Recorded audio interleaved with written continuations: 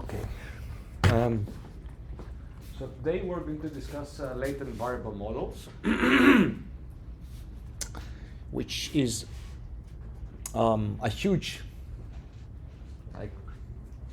topic within deep generative models, and I'm sure you've all heard variational autoencoders by now, one way or the other, either in the paper, you saw it maybe on archive or whatever, and it was one of the big breakthroughs after deep learning. So today we're going to discuss about that, or to be more precise, the steps how to get there. Next lecture we're going to discuss variational autoencoders more precisely. So today we're going to focus on what are latent variable models and the basics of variational inference, which is a framework for optimizing latent variable models.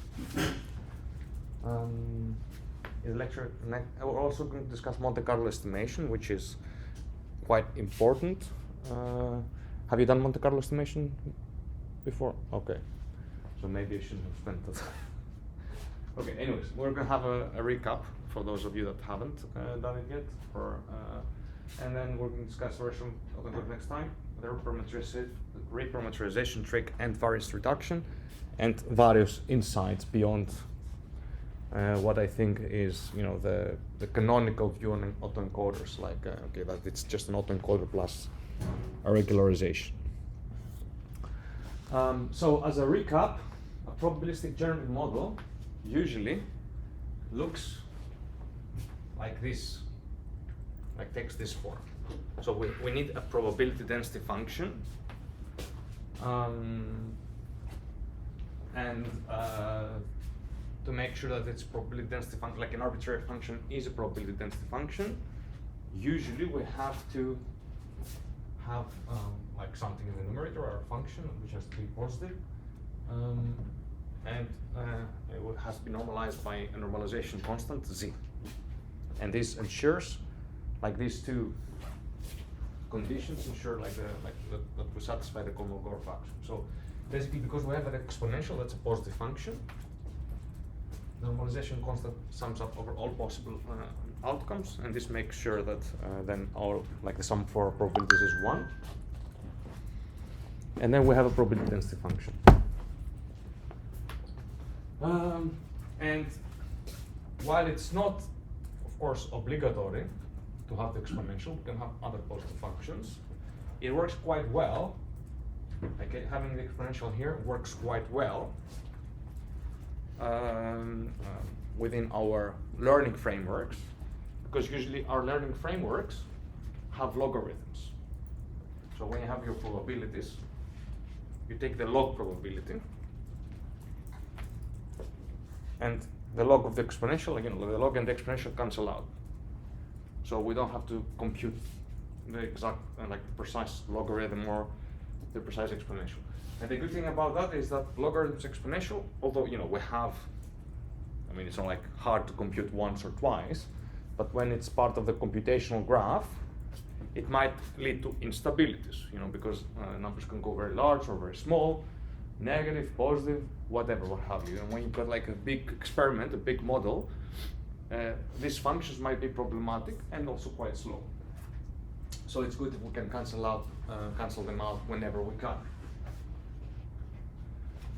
We saw that in general, the normalization constant is a problem because it's in an integral, and computing the integral can be computationally quite expensive or even intractable, as in we cannot even compute its precise value.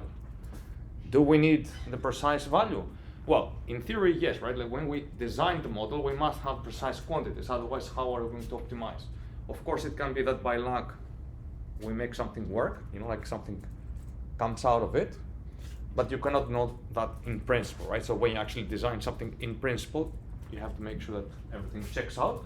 And whenever there's an approximation, we have to make sure that we are aware of the approximation and we can control it, like we can control the errors. Now, one thing that perhaps I didn't really mention before, I mentioned it somehow, like to some degree, but not as clearly.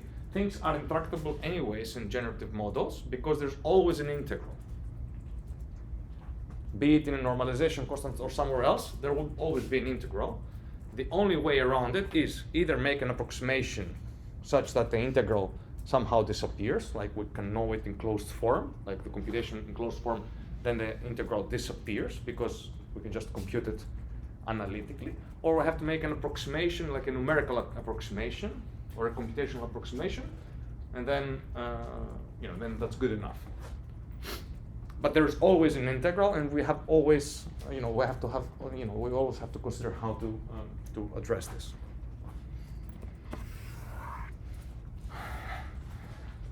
So why I'm repeating all this? Because latent variables is an interesting way,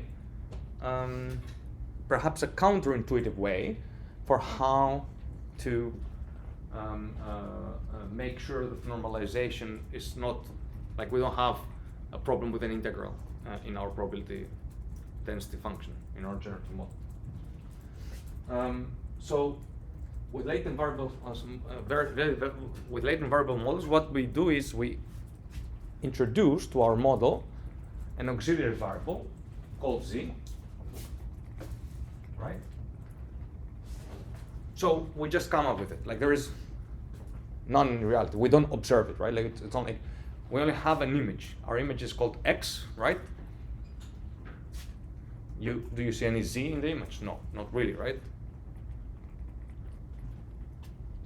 We make it up ourselves, and we say, okay, we don't only have x in our problem, but we have a z as well, an auxiliary variable z. And although counterintuitive, this z variable, which is latent because we don't observe it, it's auxiliary and latent, can help computations by decomposition. So because now we have two variables, and we are interested in joint likelihoods in generative models, we have to compute the probability now, the joint likelihood of both x and z, which by the Bayes rule we can decompose it into x given z times p of z. This is the prior. It's a random, it's an auxiliary variable. We set it up. We can decide whatever we want about it. We can say it's a Gaussian, we can say it's a Bernoulli, categorical, whatever. And x is our observed variables. It's like the things that we don't really know about stuff. We want to learn, we want to model them, and we want to model their likelihood given the latent variables. If we can make sure that p of x given z is a tractable quantity, so the integrals somehow cancel out or disappear, and if we take a convenient form for p of z,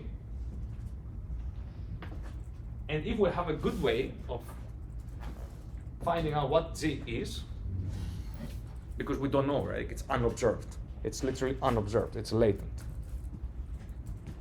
So if we have these three conditions, then we can actually compute pretty well our joint, or pretty comfortably our joint likelihood, and avoid the problems of normalization.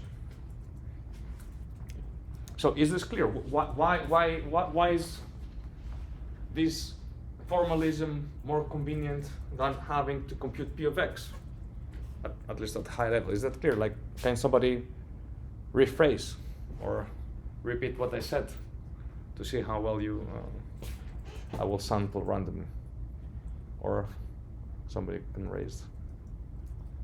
Yes? Well, no. We can make it very easy to sample from p of z. Yes. And if we have an efficient way to then compute the conditional, and computing the joint probability p x of z is also really easy.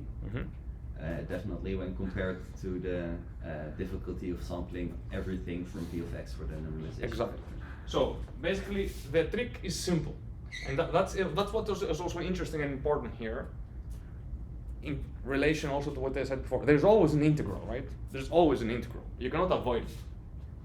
What you can do is make it easy for you to solve it, either by approximation, or either by computational or theoretical approximation. Now, normally, here we have an integral. Here, it's hidden.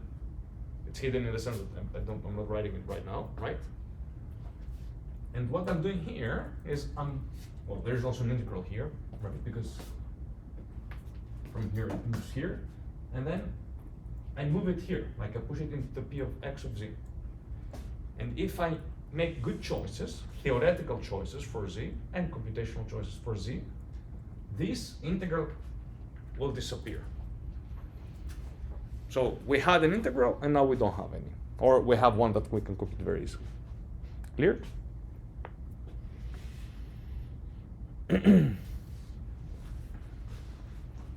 And while this is, I think, a mathematical or let's say a technical intuition for why latent variables, although counterintuitive, I mean it is counterintuitive, right? Like you add more complexity to the system, you add an extra variable, you actually add a variable that you don't even know, right? You have to literally learn to discover, so you have to learn how to infer it. So you add complexity to the system, however, this makes it easier, right? So this is important as a technical intuition to understand how you can address problems. But there's also an intuitive understanding of what latent variables are. So you can think of latent variables also as high-level compressed representations of the input. So if my input is an elephant picture, here, these are the pixels, the observed pixels, and then I pass them through a neural network. We're going to discuss the what and how later on. And this is my latent variable, like let's say 2 dimensions. These 2 dimensions, this vector, if things are done correctly, well, accurately, basically compress, encode, encapsulate the essence for what this picture stands. It's a representation. So I'm sure you also heard of representation learning. Well, basically deep learning is representation learning. Well, not only, but its success is because of that. And this is representation learning. So you're learning representation, z, it's smaller than x, typically, usually, that describes the content of the image. And in the context of autoencoders, you can then design a generative model that, starting from z, can produce you afterward your original input, your original image. Or if you've done also things correctly, you can even randomly pick z's like that you've never seen before, and when you pass them through your generative model, it will create new images that you've never seen before, like during training. I mean, well, you've never seen before, anyways. Is this any questions here? So this is our like latent features. These are vectors. They don't have any meaning. Like 0.7 doesn't mean particularly blue sky or a trunk or whatever elephant features. It's a code. But it's a code that is meaningful. It compresses information that is relevant for understanding, for reconstructing the input. And in general, this is like the basic idea behind distributed representations, representation learning. Deep learning, for whatever is worth, in my opinion at least, has been big, especially because of representation learning. Neural networks existed also since the 60s, right? Like this basic computational block hasn't changed. Like things have changed like details, but the basic computational blocks haven't changed. What changed is like making them deeper and showing that we can learn representation from neural networks. That basically these intermediate layers, these feature maps that I guess you've seen by now, that they represent features really, really well. That they compress information really, really well. And then afterwards you can use whatever other classifier. It doesn't have to be a neural network classifier like a softmax. It can also be an SPM or what have you. it's going to be good enough. And this is what ChatGPT does, I think, somehow internally. It creates representations of the world, so these intermediate features, in a very good and distributed manner. It's distributed because that's how you compress things. If it would not be distributed, if you had to account for all possible combinations, you'd actually have to have a bigger, probably, representation, bigger vector than the original.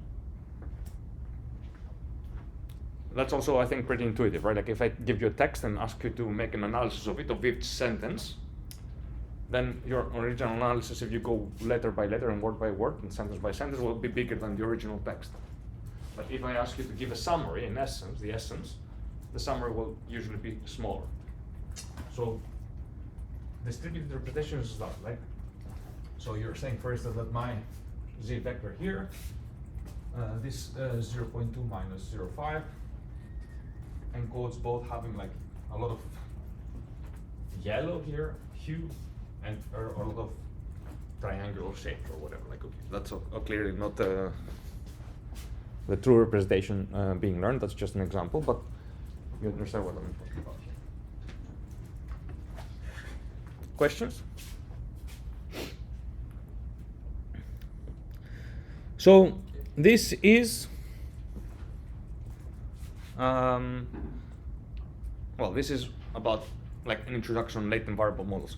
What is the obvious problem here?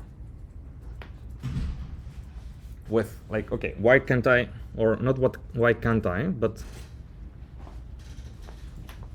this is how I have defined now my model, my probabilistic model in terms of the decomposition. So what is the first big problem that we would have to solve?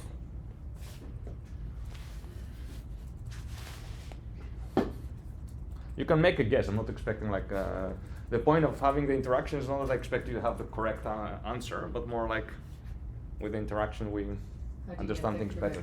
How do you get the correct latent variable for each? Exactly, right? So, like screw p of x given z or p of z, what is z? How can you make a computation where you don't know what your z is, right? Like, you cannot just throw random z's and hope for the best. You have to have a good way of discovering it. And this is where variational inference comes into play. Variational inference is a framework for inferring latent quantities in an accurate and efficient way.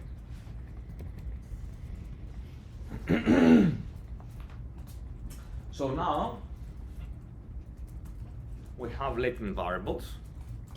Latent variables give rise to joint likelihoods of x comma z. And because we don't really care about the latent variable z, they're only auxiliary. Auxiliary means that it's not the true quantity that we care about. I mean, you might care about it if you're doing it like having a downstream task. Of course, you care about it as part of the computations, but you don't care about it per se. Like that's not part of your actual objective. So from joint likelihoods, we go to marginals.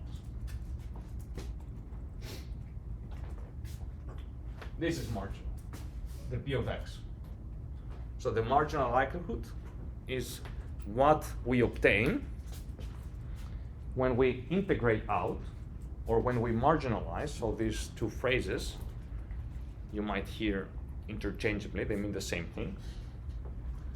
All possible influences of z on the joint likelihood. So this is my joint likelihood. X comma z describes all possible combinations of all possible inputs x and all possible latent vectors z. The likelihood tells me how likely each of these combinations is. And the marginal makes sure that for one specific input x, we consider all possible combinations of z. What does this mean? This is a bit abstract. A practical example is like, like in a table with sums. So instead of integrals, we'll have sums. It's basically the same thing, but in the discrete case. So let's assume that x here is the eye color and z is the nationality. And our joint likelihoods are like in this table. So if you're a Dutch person, then having brown eyes is like 0.02. If you're a Greek, a bit higher. If you're Chinese, the same, and so forth for a few nationalities. I put random numbers here. This is the joint likelihood table. So it measures the likelihood of each combination of eye color and nationality.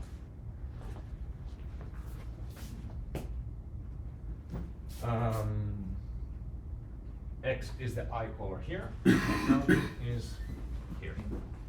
I hope the numbers match up in the end. But anyways, so the marginal here, P of X, is computed by focusing on one specific X, like brown eyes, and we integrate out Z, the nationality. So all the numbers here. And that's going to give us a number. In this case, it's 0.19. If I have a different X, like blue eyes, I sum up everything here, I get another value. And I have green eyes, I can sum up over all nationalities, get a third value, green. So this is basically a histogram that tells me over all countries, what is the likelihood of P of X? What is the likelihood of having brown eyes, no matter where you come from? And the likelihood for having blue eyes or green eyes. And in total, everything has to sum up to 1, right? Because everyone has to have one of these 3 eye colors, at least in this simplified setting. Okay? So this is the marginal. We marginalize out one variable, and this gives us a probability again for the other variable. In this case, Z is observable, it's not latent. We actually know the nationality. But it could be that this is a random variable, like, not a random variable, like an arbitrary variable, whatever, like not nationality, but it can be something else that I come up with. Right? The concept of marginals is not specific to observed variables. Is this clear?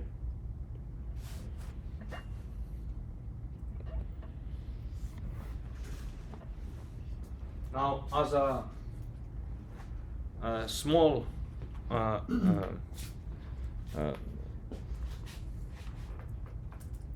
like addition or like injection here, because we will need it later on, the integrals here that we're discussing, because the marginal is an integral, right? It's an integral or a sum. It's the same thing. Geometrically, it's a volume. So that's something important to remember later on for this lecture, but also later on for normalizing flows. You can think of the probabilities as volumes. These here are my variables, my random variables. And the probability density is a mass. Well, it's a density which contains mass distributed over the volume of this cube. And when I am marginalizing, what I'm basically doing is I'm collapsing the cube into a square or a rectangle. Right? So I'm summing up all these slices into a single slice. You can also think of this in your neural network operations. Sometimes you integrate over all feature maps or over all locations.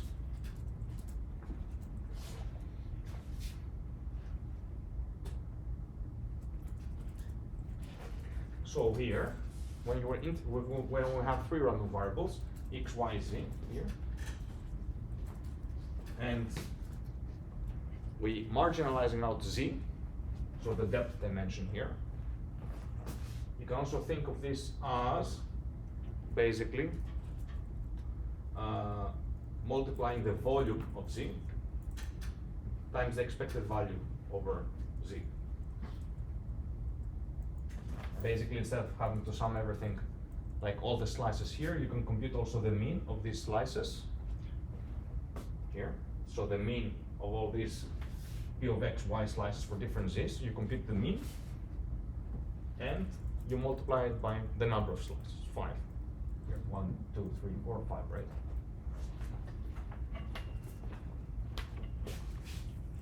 Yes? The sum is over Z, right? Yes. Yes. Here is over Z. Oh, correct. Right, so when you compute a volume like that, you don't have to account for everything. You can just like take the average over the volume in this specific direction and multiply by the numerosity in this direction. That's just the definition of the average.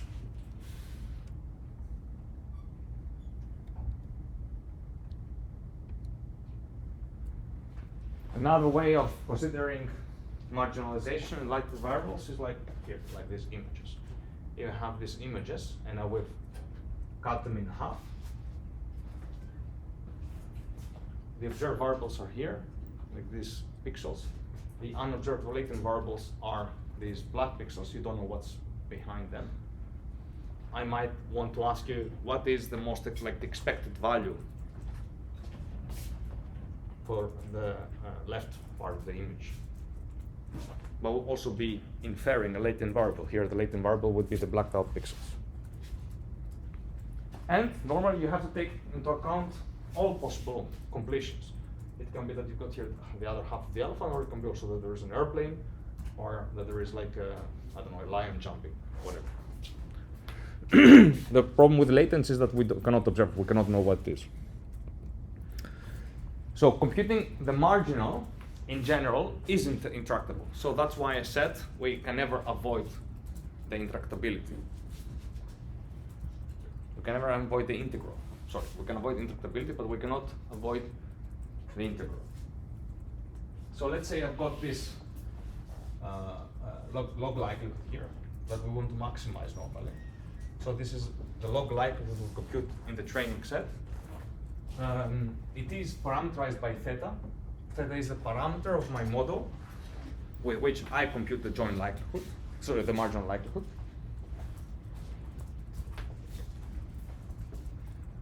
This is the whole training set.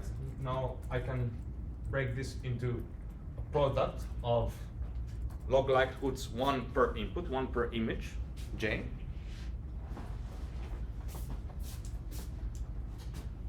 Well, the logarithm with the product we can swap and convert it into a sum. So it's a sum of logarithms. And now my marginal here becomes an integral, right? So we're integrating now over all possible latent variables Z. Or with summations, like exactly the same expression, but with summation instead of an integral.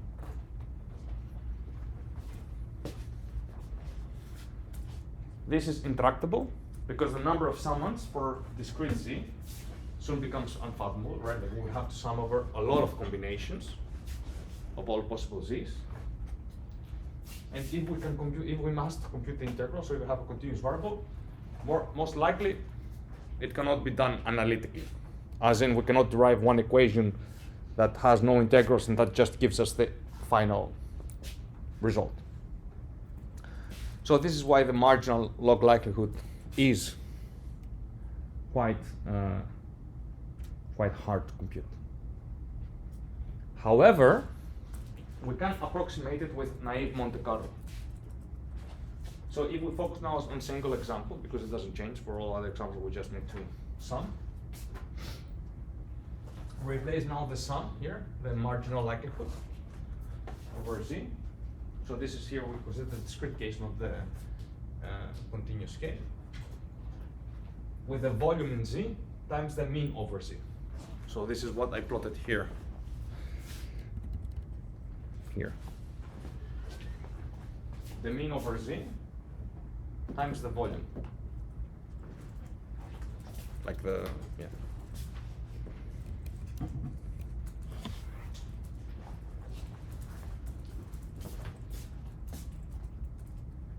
But this is just a way of rewriting, right? Like this is basically, we're using the, like a mathematical definition of what the average is. We say that the average is if I sum everything in my population and divide by the number of the population, nothing else. We haven't really gained anything because we still need to compute the mean over Z. This is not intractable. This is intractable. This is not intractable. We know how big Z is. because we pick it. But how do we compute the mean over z? That is still intractable.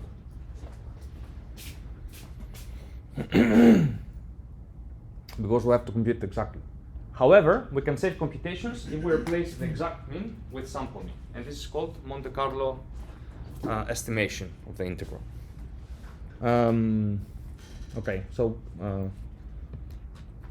this is what we're going to discuss next, but maybe then we can have a break and we start again at 10 o'clock, okay?